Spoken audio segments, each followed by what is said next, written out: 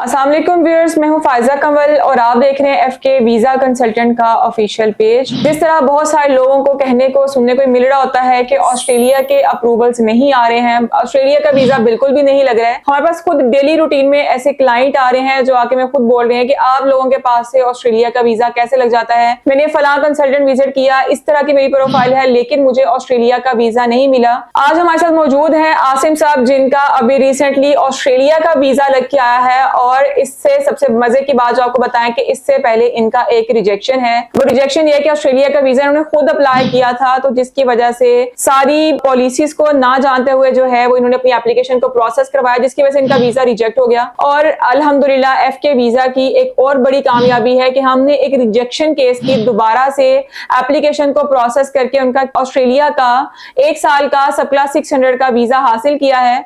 तो आइए आसिम साहब से जानते हैं कि उनको कैसा लग रहा है ऑस्ट्रेलिया का वीजा हासिल करके। जी आसिम साहब, कैसे आप? ठीक है, thank you very much Faiza. मैं आपके कमेंट्स को एक तो एंडोर्स करता हूं जो आपने बताया कि इनिशियली मैंने खुद से अप्लाई किया था, जो कि मुझे रिजेक्शन उसके सिलसिले में जब रिसीव हुई तो आई वाज टोटली परटर्ब्ड। मैंने काफ़ी डिस्टर्ब भी हुआ, परेशान भी हुआ कि यार ये कैसे हो सकता है।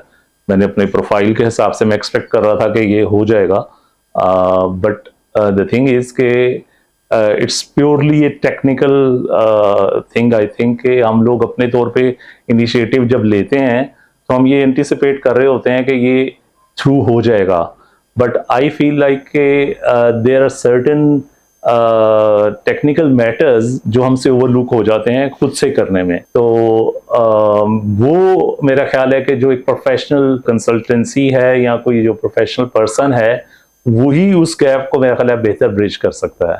अननेसेसरीली ना आपकी फीस वेस्ट हो, ना आपका टाइम वेस्ट हो, और ऑफ कोर्स रिजेक्शन इटसेल्फ वो खामखा की डिसअपॉइंटमेंट क्रिएट कर रहा होता है। एक जो इम्प्रेशन है पब्लिक में एट लार्ज कि यार मोस्ट ऑफ द स्कैम्स, जितने भी स्कैम्स अगर आप सुने, आपको देखो ना 90% आपकी मार्केट में बहुत से लोग ऐसे हैं, वो चाहे एजेंट्स के नाम से काम करें या कंसल्टेंट्स के नाम से काम करें, उन्हें अपना काम अच्छे से आता ही नहीं है।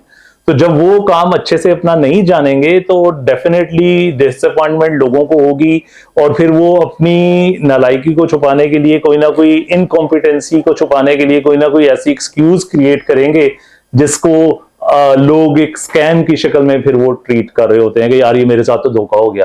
देखिए, आप जब किसी कंट्री में अप्लाई करते हैं, कोई भी कंट्री आपको गारंटी नहीं करता वीजा के जी आपने अप्लाई कर दिया और आपका प्रोफाइल बहुत तगड़ा है तो हम इसको प्रूव ही करेंगे।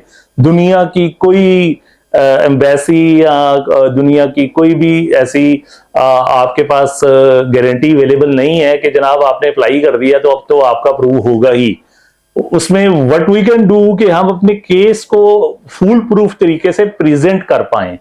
अब प्रोफाइल सेम था, बंदा भी सेम था, लेकिन रिजल्ट्स डिफरेंट थे, तो उसकी मेरा ख्याल है कि all credit goes to the team.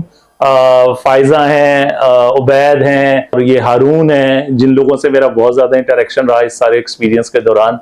तो entire team was wonderful, they were all professional through out, and I have all the praise for the team and their professional competency, and I strongly recommend these people, जो लोग भी अपनी visa, चाहे वो immigration related हों, चाहे वो visit related हों या इवन स्टूडेंट रिलेटेड हों, तमाम किस्म के वीज़ाज के लिए मेरा ख्याल है कि इनकी कैपेसिटी बिल्डिंग इतनी है कि ये उसको प्रोफेशनली हैंडल कर सकते हैं। तो this is my humble suggestion for everyone who is looking forward for any sort of visas across the world.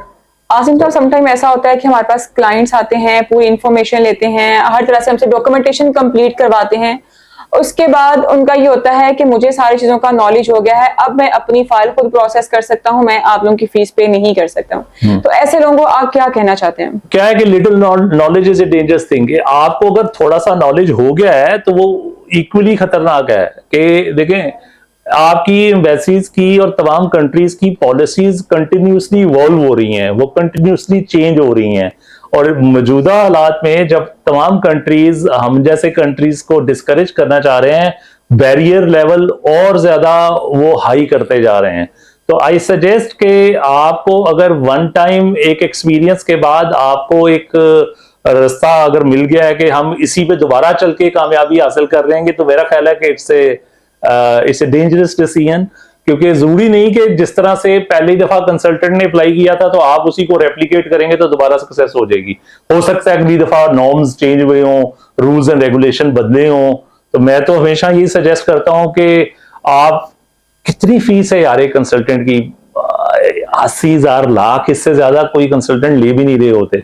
तो इस फी को बचाने के लिए हम अननेसेसरीली अपनी एम्बेसी की फी वेस्ट कर देते हैं, हम अपने रिफ्यूल ऐड करवा लेते हैं। तो व्हाट्स द पॉइंट? तो मैं तो यही सजेस्ट करता हूं कि एक प्रोफेशनल जब मार्केट में अवेलेबल है तो उसकी सर्विसेज को जरूर यूटिलाइज किया जाना चाहिए। तो आसिफ साहब मुझे बताइएगा कि आपका एफके वीजा के साथ एक्सपीरियंस कैसा रहा है, और क्या आपकी फर्स्ट टाइम एप्लीकेशन थी जो आपने हमारे इदारे से जो है प्रोसेस करवाया इसको? एक्चुअली तो ये मेरी सेकेंड एप्लीकेशन थी। इससे पहले मेरा एक यूके का वीजा भी प्रोसेस हुआ है यहाँ से। तो वो भी अगेन वो भी मैंने इसी तरह से खुद से अप्लाई किया हुआ था। तो मैंने उसमें भी मुझे रिफ्यूजल आया था फर्स्ट टाइम। तो सेकंड टाइम जब मैंने इनके थ्रू किया तो दैट वेंट थ्रू।